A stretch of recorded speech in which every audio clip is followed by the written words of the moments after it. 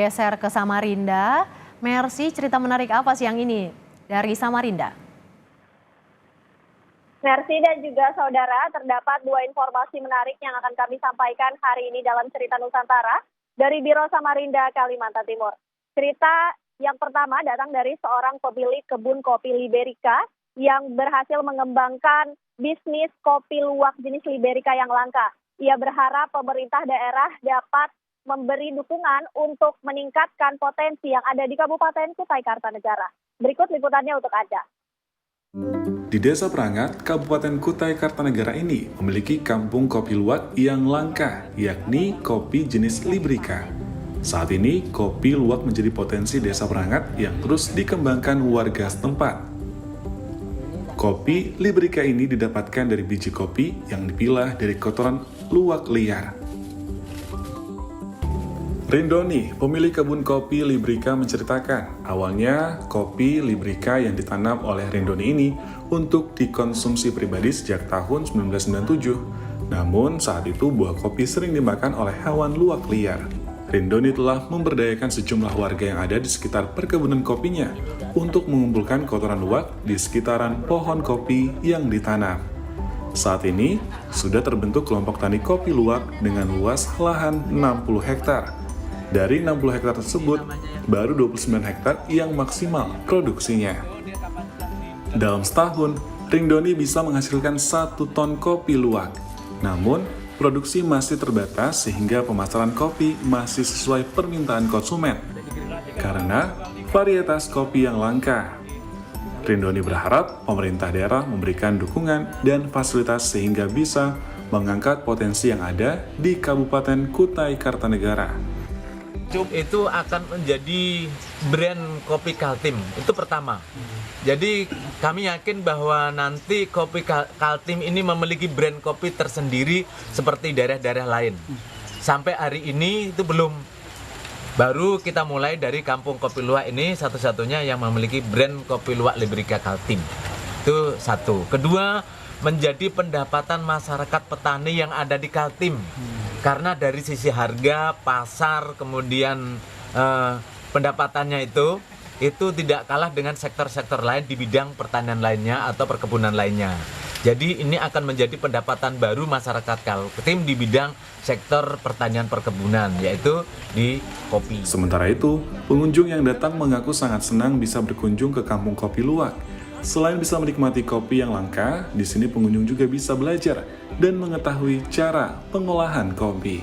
Setelah coba kopinya ternyata memang beda dan ketika dengar tadi langsung dari pengelolanya, ini adalah kampung kopi luwak yang pertama di Kaltim dan dari segi tempatnya juga menurut saya cukup strategis karena bagi teman-teman yang mungkin mau perjalanan panjang dari Samarinda menuju ke Bontang dan sekitarnya, ini tempat yang cukup recommended untuk kita boleh bersantai sejenak, beristirahat, menikmati kopi dan juga kita bisa melihat langsung pengelolaannya. Ardi Wirya, Jasmine Jafar, Kompas TV, Samarinda, Kalimantan Timur.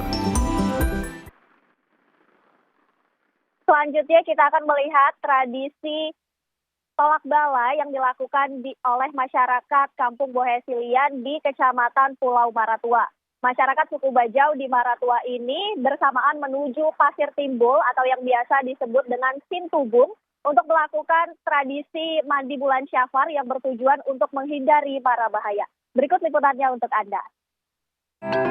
Masyarakat suku Bajau Kampung Bohesilian, Pulau Maratua berbondong-bondong menaiki perahu menuju Pasir Timbul yang sering disebut Sintubung.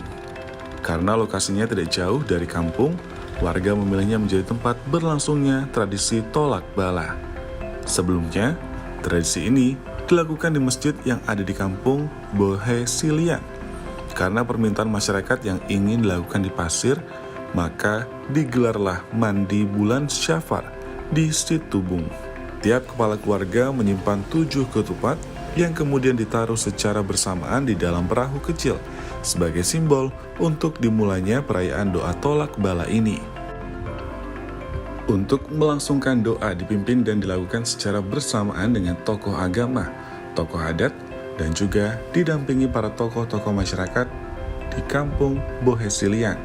Usai didoakan, ketupat yang dikumpul tadi kemudian diambil kembali untuk disantap bersama masyarakat yang juga telah membawa makanan dari rumah masing-masing. Dari mandi bulan Safar itu kita mengingat dari nenek moyang kita dulu, katanya kan mandi bulan Safar ini kan menjauhkan pala. Ritual terakhir, beberapa kelompok perempuan secara bergiliran disusul kelompok laki-laki yang dikumpulkan di satu titik pohon, kemudian para tokoh agama mengelilingi sebanyak 3 kali untuk mendoakan agar dijauhkan dari mara bahaya.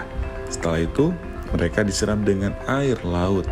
Pala sejenis apa ya, untuk menolak semua yang hal-hal yang tidak baik di Pulau Maratua. Seru nggak Bu kegiatannya? Seru sekali karena hampir seluruh masyarakat Pulau Maratua berkumpul di sini. Karena Pulau Maratua adalah salah satu kawasan destinasi internasional, tak heran acara tradisi tahunan tolak bala ini menjadi momen tersendiri sebagai pertunjukan budaya asli masyarakat suku Bajau Kampung Bohesilian. Nah, bagi Anda yang ingin mengisi liburan akhir pekan Anda, tak ada salahnya ke Pulau Maratua. Selain kaya dengan pemandangan alam dan bawah lautnya, juga kaya akan budayanya. Pradika Danang, Jasmine Jafar, Kompas TV, Samarinda, Kalimantan Timur. Saudara, demikian informasi yang dapat kami sampaikan hari ini dalam Cerita Nusantara dari Biro Samarinda, Kalimantan Timur. Kembali ke Mercy di studio.